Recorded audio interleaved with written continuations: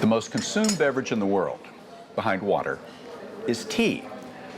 Perhaps that's not surprising when you realize the people of India and China favor tea, countries with large populations. Just one species of plant, Camellia sinensis, is the source of all the nearly 6 billion pounds of non-herbal dried tea leaves produced annually. That breaks down to almost a pound of leaves for every man, woman, and child on the planet. The burden of keeping the world's tea sippers satiated falls primarily on farmers in 12 countries. Can one plant, grown in a handful of countries, supply a global market and be produced in a responsible way that doesn't require cutting down all the forest, polluting the environment, or exploiting workers? When so much is being asked of so few, is tea sustainable? Lipton, the world's biggest and best-known tea brand, has turned their Kericho estate in the East African country of Kenya into a model for sustainable agriculture. We've partnered with the Rainforest Alliance to actually get the validation for the sustainable work that we've been doing here. Why the Rainforest Alliance? Very straightforward. They have a very holistic approach to sustainability. They're interested in the environmental care, i.e. the planet. They're very concerned about worker welfare, the people, but also the profitability of the tea grower as well.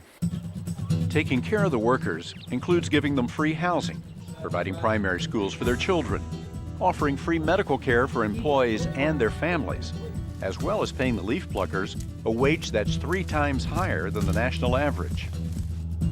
Being environmentally sustainable requires planting indigenous trees, something Lipton also asks visitors to do to offset their carbon emissions created by flying to Kenya.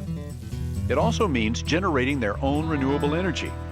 And perhaps most importantly, it's about farming practices that increase the yield on existing fields, thereby reducing the pressure to keep cutting down more forest and planting more tea bushes. We can't continue a sort of slash and burn system of production. It's completely unsustainable, and the fragmentation of the forest has already led to changes in the local climate and probably in the global climate as well, because this carbon has been released from the forest. On their Kericho estate, Lipton has learned that knowing how much and when to prune their tea bushes can make a significant difference in increasing crop yield. Their experiences also proved it's best to let the cuttings stay on the ground. The pruned branches serve as a mulch, returning nutrients to the soil, and help prevent weeds from sprouting up in the fields. I think this particular tea estate is probably a model for sustainability. And what we need to do now is share our best practice with other tea growers around the world and make sure that the whole tea supply chain for Lipton is sustainable in the future. Lipton buys more of their tea from small independent farmers than they grow on their own estates. That means if they want to meet their goal of having 100% of their tea bags worldwide certified sustainable by 2015, they will have to convince a lot of small growers to adopt the same environmental practices. Esther Lange and her husband Simon grow just over 1 acre of tea bushes on their farms. They say that by following Lipton's guidelines, not only have they increased their yield, they get paid a bonus for growing sustainably certified tea. Since we started the project, the yields has increased by 60%. Yeah. And do they give you more for the tea now that you're doing it? Do they pay you a higher price? Yes, it's paying me a higher price now. Yeah. So there is quite a positive change. What Lipton has done on their estate in Kenya is only a beginning. To keep the Rainforest Alliance certification, Lipton's tea operation must be reevaluated every year. The journey to sustainability is long and it's never ending.